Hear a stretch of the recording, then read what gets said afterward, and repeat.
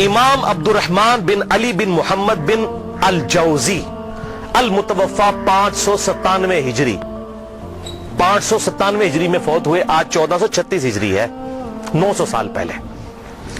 انہوں نے ایک کتاب لکھی, اور یہ شیخ عبد القادر جیلانی رحمت اللہ علیہ المتوفا 561 ہجری کے شاگرد بھی ہیں, محدث ابن جوزی.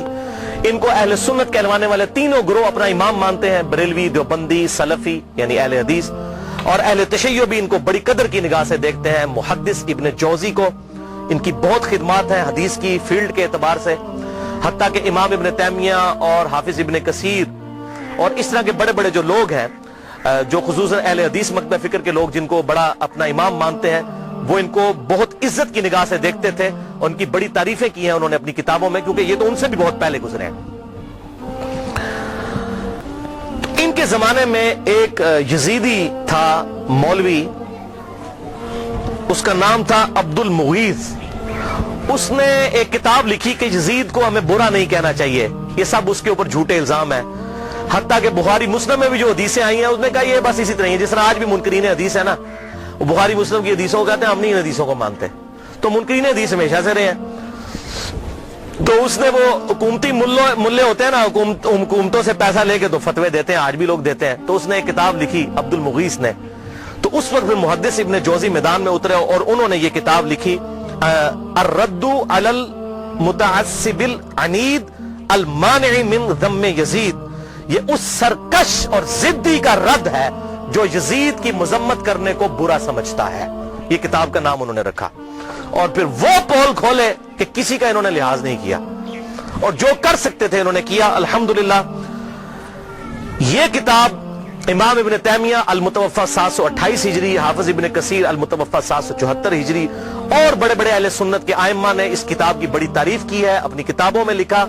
اور البدایہ والنہایہ تاریخ ابن کثیر میں حافظ ابن کثیر نے اس کتاب کو مینشن کر کے کہا کہ اس کتاب نے امت کا دل ٹھنڈا کر دیا ہے, اور بڑی صحیح طریقے سے پٹائی کی ہے یزیدی پارٹی کی ابن جوزی نے. یہ ابن کثیر نے لکھا. اور یہ کتاب الحمدللہ اردو ترجمے کے ساتھ شائع ہو چکی ہے. شاہ نفیس اکیڈمی لاہور والوں نے, جو دیوبند مکتب فکر کا ایک ادارہ ہے, انہوں نے اس کا ترجمہ شائع کر دیا ہے. ہماری ویب سائٹ اہل سنت پاک .com پہ اس کا PDF موجود ہے, ڈاؤن لوڈ بھی آپ کر سکتے ہیں. ٹوٹل یہ 80 صفحات پر مشتمل ہے کتاب. ٹوٹل 160 ہے اس کے صفحات, 80 صفحات اس مترجم نے اپنے کومنٹس کیے ہیں, اور 80 صفحات پہ اس کا کتاب کا ترجمہ ہے. ماشاءاللہ انہوں نے حق کھول کر بیان کیا ہے, ائمہ اہل سنت کی رائے کیا تھی یزید کے بارے میں. حیران کن بات ہے کہ دنیا کی کسی حدیث کی کتاب میں یزید سے ایک حدیث بھی روایت نہیں ہے. حضرت ابو بکر کے بیٹوں کی حدیثیں بخاری اور مسلم میں ہیں, حضرت عمر کے بیٹوں کی حدیثیں بخاری اور مسلم میں ہیں, حضرت علی کے بیٹوں کی حدیثیں بخاری اور مسلم میں ہیں, لیکن یزید کی کوئی روایت دنیا کی کسی کتاب میں موجود نہیں ہے. حالانکہ ان کے بھی والد حضرت امیر معاویہ رضی اللہ تعالیٰ عنہ 40 سال تک مسلمانوں کے حکمران رہے ہیں, 20 سال تک گورنر, اور پھر 20 سال بعد صلح حسن کے بعد حکومت سنبھالی, لیکن کسی نے ان کے بیٹے سے حدیث نہیں لی کیونکہ مجروح راوی تھا. تو یہ سارے اقوال محدثین کے انہوں نے جمع کیے. اور محدث جو ہوتے ہیں نا, وہ بالکل نیوٹرل لوگ ہوتے ہیں, وہ حکومتی ملا نہیں ہوتے ہیں کہ پیسے لے کے فتوے دیں. محدث تو حق بات کرتا ہے, جو مجروح راوی ہے وہ مجروح ہے. حتیٰ کہ آپ بخاری اور مسلم میں یہاں تک حضرت علی کے بیٹوں کی, حضرت علی کے پوتوں کی, ان کے پڑپوتوں تک کی حدیثیں موجود ہیں بخاری اور مسلم کے اندر. امام باقر کی حدیثیں, امام جعفر کی حدیثیں, امام موسیٰ کاظم کی حدیثیں, امام علی رضا کی حدیثیں, امام زین العابدین کی حدیثیں, یہ اہل سنت کے ہاں آپ کو ملیں گی. لیکن یزید کی کوئی حدیث نہیں آپ کو اہل سنت کی کسی کتاب میں نہیں ملے گی. حالانکہ وہ اس کے باپ صحابی ہیں, 40 سال تک مسلمانوں کے حکمران رہے, ڈومیننٹ پرسنالٹی رہے. کوئی ایک روایتی محدث لے لیتا نا کہ 40 سال میں اپنے باپ سے کچھ سیکھا ہوگا انہوں نے, کوئی نہیں, کیونکہ وہ کہتے تھے یہ ظالم شخص ہے, یہ اس قابل ہی نہیں کہ اس سے حدیث لی جائے. وہ احمد بن حنبل کا قول میں انشاءاللہ بیان بھی کر دوں گا اس میں. تو بہرحال یہ کتاب PDF فارم میں اگر کسی کو چاہیے ہو تو مجھے ای میل کر سکتے ہیں mirza_95@yahoo.com پہ, میں آپ کو یہ بھجوا بھی سکتا ہوں. بھائیو, آپ صلی اللہ علیہ وسلم کی وفات کے 50 سال کے بعد 60 ہجری میں حضرت امیر معاویہ رضی اللہ تعالیٰ عنہ فوت ہوئے, اور جاتے جاتے انہوں نے اپنی زندگی میں ہی مرنے سے 4 سال پہلے ہی اپنے بیٹے یزید کے لیے بیعت لینا شروع کر دی. صحیح بخاری میں آتا ہے کہ صحابہ کرام سخت خلاف تھے کہ آپ یہ کیا کرنے جا رہے ہیں، امت کو کس ڈگر پہ چلا کر جا رہے ہیں، لیکن تلوار کے زور پر اپنے بیٹے کی بیعت لی. صحیح بخاری میں موجود ہے. یہ کہتے ہیں جی بیعت کر لی تھی گن پوائنٹ پہ بیعت کی، تو بیعت تو دل ہی ماننے کا نام ہے. اور میں حضرت عمر کا فتویٰ بھی اینڈ پہ بتاؤں گا صحیح بخاری سے کہ جو تلوار کے زور پر بیعت ہو اس کو حضرت عمر کہتے ہیں یہ بیعت ہی نہیں ہے. تو صحابہ کرام نے مخالفت کی، لیکن وہ جو معاملہ ہونا تھا وہ ہوا. وہ میں نے مسئلہ نمبر 101 میں ڈیٹیل کے ساتھ بیان کیا. آج ٹاپک کو میں چھیڑوں گا نہیں کیونکہ آلریڈی میں اس کو ایڈریس کر چکا ہوں. بہرحال اس حوالے سے صحیح بخاری میں انٹرنیشنل نمبر کے مطابق 120 نمبر حدیث ہے. حضرت ابو ہریرہ کہتے ہیں میں نے حضور صلی اللہ علیہ وسلم سے 2 پیالے لیے، ایک میں نے تمہارے سامنے ظاہر کر دیا، یعنی یہ جو شریعت کا علم ہے حدیثیں میں نے بیان کر دی، اور دوسرا پیالہ ایسا ہے اگر میں تمہیں بتاؤں تو تم میری شہرت کاٹ دو. ایسی باتیں مجھے حضور نے بتائی ہیں. وہ کیا باتیں تھی؟ وہ صحیح بخاری کے اندر ہی انٹرنیشنل نمبر کے مطابق 3605 نمبر حدیث ہے. حضرت ابو ہریرہ کہتے ہیں کہ مجھے حضور صلی اللہ علیہ وسلم نے بنو قریش بنو امیہ کے لونڈوں کے ان لڑکوں کے نام بتائے ہیں، ان کے ماں باپ اور قبیلوں کے نام تک بتا دیے ہیں جن کے ہاتھوں اس امت کی تباہی ہونے والی ہے. اور میں چاہوں تو ان کے نام، ان کے ماں باپ کے نام بھی بتا سکتا ہوں. جیسے حضرت حذیفہ ابن یمان کو حضور صلی اللہ علیہ وسلم نے منافقین کے نام بتائے تھے، حضرت ابو ہریرہ کو ان لوگوں کے نام بتا دیے تھے جن کے ہاتھوں امت کی تباہی ہونے والی تھی، بنو امیہ کے وہ لڑکے. حتیٰ کہ اسی حدیث کے تحت فتح الباری میں امام ابن حجر اسقلانی رحمہ اللہ المتوفی 852 ہجری وہ لکھتے ہیں، اور بڑی انہوں نے اسناد مختلف کتابوں سے، المصنف ابن ابی شیبہ سے، باقی کتابوں سے جمع کی کہ حضرت ابو ہریرہ یہ دعا کیا کرتے تھے، اے اللہ مجھے 60 ہجری تک باقی نہ رکھنا اور لڑکوں کی حکومت سے پہلے موت دینا.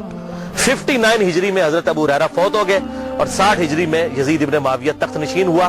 اور اس میں ایک مرفوع حدیث ہے انٹرنیشنل نمبر کے مطابق مسند امام احمد میں 8302 اور مشکات میں بھی 3716 کہ آپ صلی اللہ علیہ وسلم نے فرمایا 70 کی دہائی کے آغاز سے اللہ کی پناہ طلب کرو اور نوجوان لڑکوں کی حکومت سے اللہ کی پناہ طلب کرو. 70 کی دہائی کا آغاز یعنی 61 ہجری اور واقعہ کربلا 61 ہجری میں ہوا ہے. تو آپ صلی اللہ علیہ وسلم نے اپنی امت کو اس حوالے سے خبریں دی تھیں کہ آپ صلی اللہ علیہ وسلم کی وفات کے بعد امت کے ساتھ کیا سلوک ہونے والا ہے. تو اس کے ظلم کی داستان بہت طویل ہے. یہاں پر میں اس کے 3 بڑے بڑے سیاہ کارنامے ذکر کروں گا احادیث کی کتابوں سے، تاریخ نہیں. اگر تاریخ میں نے بتایا تاریخ میں اگر 10 باتیں یزید کے حق میں ہے نا تو 1000 اس کے خلاف ہیں. لیکن کیا کرتے ہیں یہ حکومتی ملے، وہ چند ایک باتیں نقل کر کے تو پھر دفاع کرنے کا کوشش کرتے ہیں اور پھر کتابوں پہ پابندی لگ جاتی ہے. وہ جو جھوٹی کتاب صلاح الدین یوسف صاحب نے لکھی وہ گورنمنٹ نے پابندی لگا دی. کوئی حدیث نقل نہیں کی ہے بلکہ ساری تاریخی روایتیں نقل کی ہیں اور وہیں پر لکھا ہوا ہے کہ یزید کی فوجوں نے واقعہ حرہ میں 1000 صحابیات اور تابعیات کے ساتھ زنا کیا اور وہ حاملہ ہو گئیں اور 3 دن تک مسجد نبوی میں گھوڑے باندھ کر رکھے اور مسجد نبوی میں نماز نہیں ہوئی ہے. لیکن صلاح الدین یوسف صاحب کی رگ نہیں پڑکی کہ میں یہ حق لوگوں کو بتاؤں. ابن کثیر سے، اس ابن کثیر سے اپنی مطلب کی باتیں نقل کی. وہ بتا رہا ہوں 10 باتیں نقل کی، 1000 اس کے خلاف لکھی ہوئی ہیں.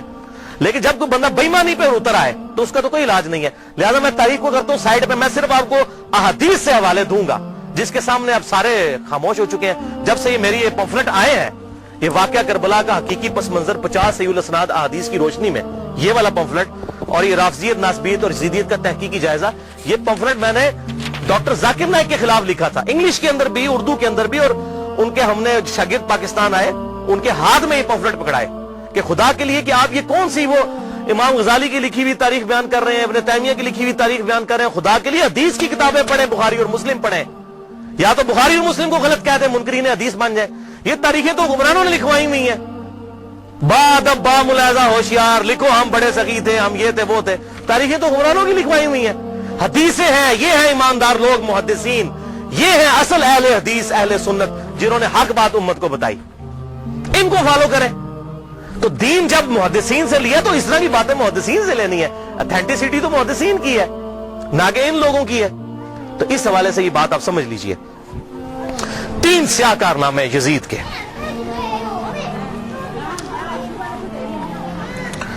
پہلا سیاہ کارنامہ 61 ہجری میں آپ صلی اللہ علیہ وسلم کی وفات کے بعد 50 سال کے بعد عبید اللہ ابن زیاد کو گورنر لگا کر اس کے ذریعے سیدنا حسین ابن علی رضی اللہ تعالی عنہ کو شہید کروایا.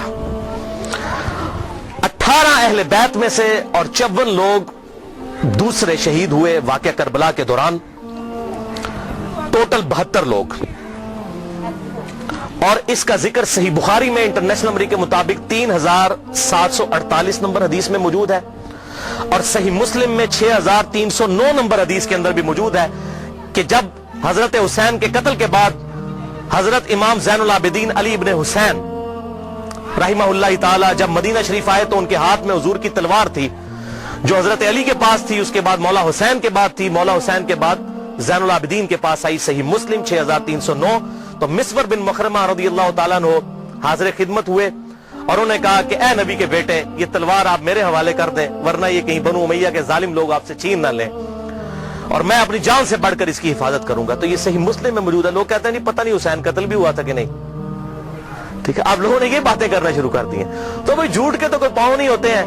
जब लोगों ने ये जुर्रत की थी, वो सहाबा वो बगलों में बुत रख के आते थे, इसलिए रफा यदैन होता था। हालांकि अहले सुन्नत और अहले तशय्युअ का रफल यदैन पे इजमा है, सवाए हनफियों के पूरी उम्मत मुत्तफिक है कि आप सल्लल्लाहु अलैहि वसल्लम रुकू में जाते वक्त, रुकू से उठते वक्त रफल यदैन करते थे। लेकिन जब कोई बंदा बेईमानी पर उतर है तो उसका तो कोई इलाज ही नहीं होगा जी बुत रख के आते थे, ऐवी हो ये बुत रख के आते थे। भाई सही मुस्लिम में मौजूद है, सही बुखारी में वाक़या करबला का जिक्र मौजूद है। दूसरा स्याह कारनामा, और इधर मैं ये बात कर लूं, बाज लोग कहते हैं हजरत हुसैन जो है वो यजीद की बैत के लिए जा रहे थे और उन्होंने कहा मेरी 3 शराइत हैं, या तो मुझे इजाजत दो मैं यजीद के हाथों में हाथ दे दूं, या मुझे किसी मुसलमान सरहद पर भेज दो, या मुझे वापस जाने दो। खुदा के लिए भाई ये बात होती तो बनु उमैया ने लुड़ियां डालनी थी कि हजरत अमीर मुआविया रज़ियल्लाहु ताला अन्हु पूरी जिंदगी हजरत हुसैन से वो बैत नहीं ले सके अपने बेटे के लिए, जो उन्होंने अपनी वफात से 4 साल पहले लेना शुरू कर दी थी। और ये उबैदुल्लाह इब्न ज़ियाद ने हजरत हुसैन को अगर मनवा लिया था तो उसको तो सोने में तोलना था यजीद ने कि भाई आपने बड़ा कारनामा किया। किधर ये झूठ है। अंसाबुल अशराफ किताब से ये पेश करते हैं, शेख जुबैर लिज़ई साहब ने पूरी तहकीक लिखी है कि ये किताब ही साबित नहीं सही सनद के साथ, और इस किताब में तो ऐसी ऐसी हदीसें कि कई सहाबा का ईमान ही साबित नहीं होगा अगर इस किताब को अंसाबुल अशराफ को पेश करें। और ये जो रवायत है वो रवायत भी मुनक़ते है। हलाल बिन साफ ये बयान करते हैं उनका वाक़या करबला में होना साबित ही नहीं है, और मुनक़ते रवायत कोई हुज्जत नहीं होती है, तो ये किताब भी साबित नहीं, बिल्कुल झूठ है। पूरी उम्मत बैत कर लेती, हजरत हुसैन बैत ना करते, उस वक्त तक इनको सुकून ना आता। क्यों?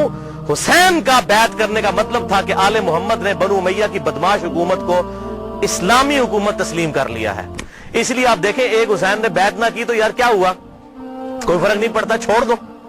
हजरत साद इब्ने उबादा ने बुखारी मुस्लिम में आता है कि हजरत अबू बकर और उमर की बैत नहीं की तो क्या हजरत अबू बकर ने उनको कत्ल करवा दिया था? नहीं। 6 महीने तक हजरत अली ने भी बैत नहीं की, बुखारी और मुस्लिम में आता है, क्या कत्ल करवा दिया? तो ये बात करना बड़ा आसान होता है, ऐसे मामलात होते नहीं है। हक बात वही है जो किताबों के अंदर लिखी है, बाकी लोग जितनी बातें करते रहे वो सब झूठी कहानियां होती हैं। तो ये दूसरा स्याह कारनामा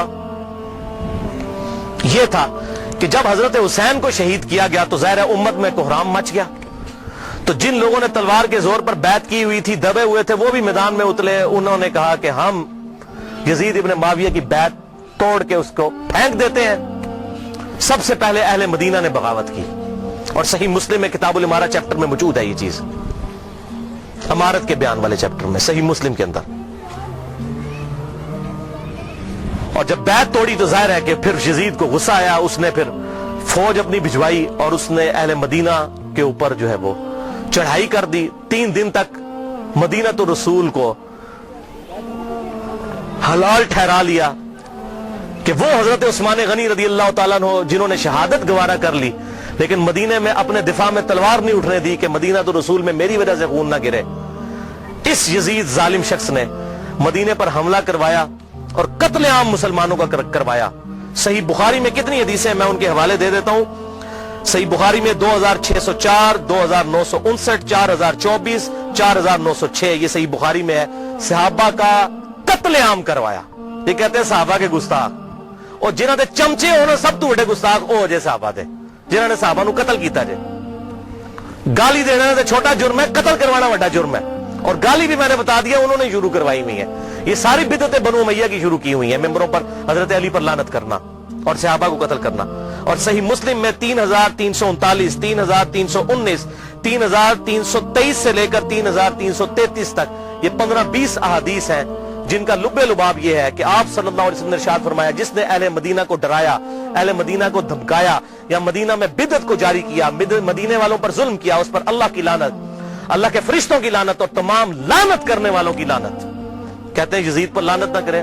ہم کسی کلمہ گو اہل قبلہ کے اوپر لعنت کے قائل نہیں ہیں. آپ صلی اللہ علیہ وسلم نے ہمیں منع کیا ہے, لیکن اس کا یہ مطلب نہیں کہ وہ لعنت کا اہل نہیں ہے. لعنت خود بخود ہو جائے گی. قرآن میں آیا لعنت اللہ علی الکاذبین, جھوٹوں پر اللہ کی لعنت. آپ میرے سامنے واضح جھوٹ بولیں, میں آپ کو لعنتی پھر بھی نہیں کہہ سکتا, حالانکہ آپ لعنت کے مستحق ہو رہے ہوں گے. جھوٹ بول کے خود بخود مستحق ہوں گے لعنت کے. اسی طریقے سے سورہ محمد کی آیت نمبر 22 اور 23 میں آتا ہے, جو لوگ فساد فی الارض کرتے ہیں, زمین میں قتل نہ حق کرتے ہیں, ان پر اللہ تعالیٰ کی لعنت ہوتی ہے. تو قرآن میں لعنت آئی ہے ظالموں کے اوپر, تو ہمیں تو بھیجنے کی ضرورت ہی نہیں. خود بخود جسے فٹ اسے گفٹ, جو ایسا کام کرے گا وہ خود لعنت کا مستحق ہو جائے گا. ہم کیوں لعنت بھیجیں, وہ خود بخود لعنت کے مستحق ہو گیا. وَلِعَاذُ بِاللَّهِ تعالی. اور اسی واقعہ, اس کو واقعہ حرہ کہتے ہیں, جس میں اہل مدینہ کو لوٹا گیا, اور یہاں تک کہ حافظ ابن کثیر جو آخری درجے تک اہل شام کا دفاع کرتے ہیں, لیکن یہاں پر وہ بھی تڑپ اٹھے اور انہوں نے کہا کہ یہ یزید نے جو ظلم ڈھایا, 1000 صحابیات اور تابعیات بغیر شادی کے حاملہ ٹھہری, زنا کیا یزید کی فوجوں نے. 3 دن تک مسجد نبوی میں گھوڑے باندھے, وہاں پر پیشاب کرتے رہے, اور مسجد نبوی میں نماز نہیں ہوئی. اور حتیٰ کہ پھر حافظ ابن کثیر تڑپ اٹھے جب مختار سخوی نے 22,000 قاتلین حسین کو ایک ایک لسٹ بنا کر قتل کیا, تو ابن کثیر کہتے ہیں کہ اس نے مسلمانوں کے دل ٹھنڈے کر دیے. ایک تو توابون کھڑے ہوئے 4000 کے قریب, لیکن وہ عبید اللہ ابن زیاد کا مقابلہ نہیں کر سکے. بعد میں مختار سخوی نے جس طریقے سے ان کو قتل کیا جو حضرت حسین کے خلاف کھڑے ہوئے تھے, اور آپ دیکھیں اس کا سرغنہ کون تھا, عمر ابن سعد ابن ابی وقاص, جنتی صحابی کا بیٹا. حضرت نوح علیہ السلام پیغمبر سے بیٹا کیا نکلا, کافر. کہتے نہیں صحابہ کی اولاد, او بھئی نبی کی اولاد سے بڑھ کر کون ہو سکتا ہے, حضرت نوح کا بیٹا کافر. تو اس کی وجہ سے حضرت نوح کو تو کوئی لعن طعن نہیں کر سکتا. اسی طریقے سے عمر ابن سعد جیسے سعد ابن ابی وقاص جنتی صحابی ہیں, ایک مجلس میں جن 10 صحابہ کو بشارت ملی ان میں یہ بھی شامل ہے, اور آخری وقت تک یہ حق کی آواز بلند کرتے رہے الحمدللہ. اب سعد ابن ابی وقاص میں صرف بیان کروں کس طرح وہ حضرت علی کے فضائل امیر معاویہ کے دور میں بیان کرتے تھے اور ڈنکے کی چوٹ پہ کرتے تھے, اور جو لوگ حضرت علی پر لعنت کرتے تھے ان کے وہ خلاف کھڑے ہوتے تھے. یہ پورا ایک ٹاپک ہے بخاری اور مسلم کے اندر, جو کبھی ٹائم ملا تو میں انشاءاللہ بیان کروں گا. لیکن بیٹا آگے دیکھیں کیا نکلا. اسی واقعہ حرہ پر امام احمد بن حنبل رحمۃ اللہ علیہ کا قول صحیح سند کے ساتھ اسی ابن جوزی کی کتاب میں موجود ہے, صفحہ نمبر 40 پہ, جو عربی میں نسخہ ہے, اردو میں آپ کو مل جائے گا. یہ امام احمد بن حنبل سے ان کے شاگرد نے پوچھا یزید ابن معاویہ کے بارے میں کہ کیا آپ یزید ابن معاویہ کے بارے میں آپ کا کیا خیال ہے. یہ اب میں آپ کو بتانے لگوں کہ اہل حدیث کا کیا موقف تھا. سب سے بڑے اہل حدیث اہل سنت امام احمد بن حنبل المتوفا 241 ہجری, جو اہل سنت کے بڑے ائمہ ہیں, بخاری اور مسلم کے استاد ہیں. اور وہ کیا کہہ رہے ہیں, آپ حدیث میں کس کو لیتے ہیں کہ جی کس راوی پر بحث کرنی ہے, آپ کہتے ہیں یہ فلاں محدث اس کو ضعیف کہتا ہے. اب یہ سب سے بڑا امام اہل سنت کا کیا کہہ رہا ہے, وہ کہتے ہیں کہ یزید وہی ہے جس نے مدینے والوں کے ساتھ وہ کرتوت کیے جو اس نے کیے. شاگرد نے پوچھا یزید نے کیا کیا تھا. احمد بن حنبل نے فرمایا اس نے مدینے والوں کو لوٹا تھا. شاگرد نے پوچھا کیا ہم یزید سے حدیث بیان کر سکتے ہیں. احمد بن حنبل نے فرمایا یزید سے حدیث مت بیان کرو, اور کسی کے لیے یہ حلال ہی نہیں ہے کہ وہ یزید سے ایک حدیث بھی بیان کرے. پھر شاگرد نے پوچھا کہ جب یزید نے یہ حرکتیں کی تھیں تو کن لوگوں نے یزید کا ساتھ دیا تھا. تو احمد بن حنبل نے فرمایا اہل شام نے, یہ شامیوں نے یہ غلط کام کیا تھا جو یزید کے ساتھ مل کر اہل بیت کے ساتھ اور اہل مدینہ کے ساتھ ظلم ان پر ڈھایا تھا. یہ دوسرا کارنامہ. اور تیسرا سیاہ کارنامہ 64 ہجری میں, اسی دوران حضرت عبداللہ ابن زبیر رضی اللہ تعالیٰ عنہ, یہ وہ صحابی ہیں جن کے بارے میں صحیح بخاری میں آتا ہے, جب مسلمان ہجرت کر کے مدینہ شریف آئے تو یہودیوں نے کہا ہم نے مسلمانوں پر بندش کر دی ہے, ان کے گھر اب اولاد نہیں ہوگی. تو سب سے پہلے بیٹا پیدا ہوا حضرت ابو بکر کا نواسا عبداللہ ابن زبیر, حضرت عائشہ کی جو بہن تھی اسما بنت ابی بکر, ان کا بیٹا عبداللہ ابن زبیر. اور حضور نے اپنے مبارک ہاتھوں سے ان کو گٹی دی تھی کھجور چبا کر, صحیح بخاری میں آتا ہے. یہ وہ ہیں عبداللہ ابن زبیر صحابی. یہ بھی حضرت حسین کی طرح جن چند بڑے لوگوں نے بیعت نہیں کی, کون کون تھے ان میں, حضرت حسین ابن علی, علی کا بیٹا, حضرت عباس کا بیٹا عبداللہ ابن عباس, ابو بکر کا بیٹا عبد الرحمن بن ابی بکر, اور زبیر کا بیٹا ابن زبیر عبداللہ ابن زبیر. تو یہ نمائندہ شخصیات ہی سامنے آتی ہیں نا. مجھے بتائیں آج اگر زرداری اور نواز شریف مل کے عمران خان کی بیعت کر لیں تو کیا یہ دو بندوں کی بیعت ہوگی؟ پوری پارٹی کی. یا عمران خان اور زرداری مل کے نواز شریف کی کر لیں, یا عمران خان اور نواز شریف مل کے زرداری کی بیعت کر لیں, تو کیا یہ دو بندوں کی بیعت ہوگی؟ پوری پارٹی کی. وہ کہتے نہیں سب نے بیعت کر لی تھی. اور بھائی نمائندہ شخصیات تو امت کی یہی تھی نا, باقی تو سارے بیچارے اسی طرح ہوتے ہیں. حسین تے نہیں روزانہ ماما جمنیاں, حسین بننا سوکھا ہے. آپ نے بخاری میں حضرت ابو ہریرہ کا قول سن لیا کہ وہ کہتے ہیں مجھے ڈر ہے میں ان لونڈوں کے نام بتاؤں تو مجھے قتل کر دو, تو انہوں نے اپنی جان بچائی. جان بچانا بھی فرض ہے, لیکن اعلیٰ ترین درجہ یہ ہے جو صحیح مسلم میں حدیث ہے, انٹرنیشنل نمبر کے مطابق 177 نمبر حدیث صحیح مسلم کتاب الایمان میں, کہ برائی جب دیکھو تو ہاتھ سے روکو. ہاتھ سے نہیں روک سکتے, زبان سے, نہیں تو کم از کم دل میں برا جانو. لیکن ذالک اضعف الایمان, یہ ایمان کا سب سے لوز درجہ ہے. تو حضرت حسین لوز درجے پر تو نہیں تھے بھائی. جس کے جینز پروفٹ کے جینز ہوں, جس کا بلڈ اور خون نبی کا خون ہو, وہ لوز درجے پر ایمان رکھے گا. وہ تو آگے بڑھ کر باطل کا مقابلہ کرے گا. یہی وجہ ہے کہ حضرت حسین جو ہیں انہوں کو یہ ٹائٹل ملنا تھا. اور یہ بھی آپ بات یاد رکھیں, حضرت حسین نے حضور کی زندگی میں کیا کارنامہ کیا ہے. 6.5 سال عمر تھی, حضور صلی اللہ علیہ وسلم کی وفات ہو گئی. کارنامہ کرنا تھا. اسلام تقوی کی بنیاد پہ کسی کو ٹائٹل دیتا ہے, ان اکرمکم عند اللہ اتقاکم. حضرت حسین نے کون سا کارنامہ کیا تھا؟ کارنامہ بھائی کرنا تھا. جنتی نوجوانوں کا ٹائٹل اس لیے ملا کہ انہوں نے وہ کام کرنا تھا کہ جب امت سو چکی ہوئی تھی انہوں نے امت کو جگایا. اور ایسی بھی امت جاگی کہ آج تک جب بھی کہیں پر ظلم ہوتا ہے حسین کی مثال پیش کی جاتی ہے. لوگ کہتے ہیں کیا ہوا جی, حسین کے ساتھ بھی تو 72 لوگ تھے نا, اگر ہم تھوڑے ہیں. سورہ نحل میں آیا کہ ابراہیم علیہ السلام اکیلے ہی پوری امت تھے. حق تھوڑا ہو, حق حق ہے, باطل باطل ہے, چاہے وہ کثرت میں کتنا ہی زیادہ ہو. ٹھیک ہے, تو یہ بات آپ سمجھیے اس حوالے سے. تو عبداللہ ابن زبیر نے بھی بغاوت کی. انہوں نے حجاز, مکہ, مدینہ اور پورے ایریے پر انہوں نے اپنی خلافت قائم کر لی, اور یزید صرف شام تک رہ گیا. تو پھر یزید نے عبداللہ ابن زبیر رضی اللہ تعالیٰ عنہ کو قتل کرنے کے لیے اور ان کی حکومت کو ختم کرنے کے لیے جو خلافت تھی, اپنے گورنروں کو بھیجا, سپہ سالاروں کو بھیجا. 64 ہجری کا یہ واقعہ ہے. اور یہ صحیح مسلم میں انٹرنیشنل نمبر کے مطابق 3245, صحیح مسلم 3245 نمبر حدیث ہے کہ ابن زبیر پر جب حملہ کیا اس دوران خانہ کعبہ کو منجنیق سے پتھراؤ کیا گیا, غلاف کعبہ بھی جل گیا. 3245 صحیح مسلم. یہ کرتوت ہے. کہتے ہیں جی وہ تو یہ تھے جنتی تھے, وہ بھی میں پول کھولنا کہڑے پاس جنتی سی ہو. صحیح مسلم 3245 خانہ کعبہ کو جلا دیا. لیکن پھر اس دوران پہلے واقعہ کربلا, اس کے بعد واقعہ ہرا ہوا, اور پھر ابن زبیر پہ جب حملہ کیا اسی دوران یزید مر گیا 64 ہجری کے اندر. جب مرا تو پھر ابن زبیر نے اسی جنگ کے دوران وہ مر گیا. ابن زبیر نے کہا کہ جاؤ اپنے شیطان کی خبر لو, وہ مر گیا. تو پھر اس کی فوج تتر بتر ہو گئی. پھر 9 سال تک خلیفہ رہے اس پورے ایریے کے اوپر عبداللہ ابن زبیر. پھر جب عبد الملک بن مروان کے مرنے کے بعد بنا, اس نے پھر حجاج ابن یوسف کو بھیجا.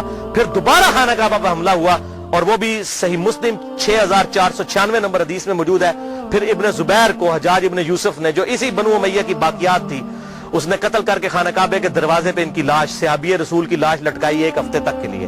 صحیح مسلم 6496. ابن زبیر کو 74 ہجری کے اندر شہید کر دیا گیا. یہ بھی انہی کا کارنامہ تھا. اب یہاں پر میں کسی محدث کا فتویٰ, کسی محقق کا فتویٰ, کسی حکومتی ملے کا فتویٰ, کسی روزی روٹی چلانے والا دین سے اس کا فتویٰ نہیں, امیر المؤمنین سیدنا عمر ابن خطاب رضی اللہ تعالیٰ عنہ کا فتویٰ صحیح بخاری سے پیش کرنے لگا ہوں. انٹرنیشنل نمبر کے مطابق صحیح بخاری میں 6830. سیدنا عمر کا جب آخری حج تھا تو آپ کو کسی نے آ کر خبر دی, اس کے بعد آپ شہید ہو گئے, کہ لوگوں میں یہ چیما گوئیاں ہیں کہ جب عمر بڑھ جائے گا تو ہم فلاں شخص کو اپنا خلیفہ بنا لیں گے, خود ہی چن لیں گے. اب یہ فلاں کون ہے اس کو تلاش کرنا, یہ فلاں کون تھا خلافت کا لالچی. یہ آپ کے لیے اسائنمنٹ ہے. فلاں شخص کی ہم بیعت کر لیں گے. حضرت عمر کو اتنا غصہ آیا کہ مسلمانوں کے مشورے کے بغیر. صحیح بخاری 6830, بڑی لمبی حدیث ہے.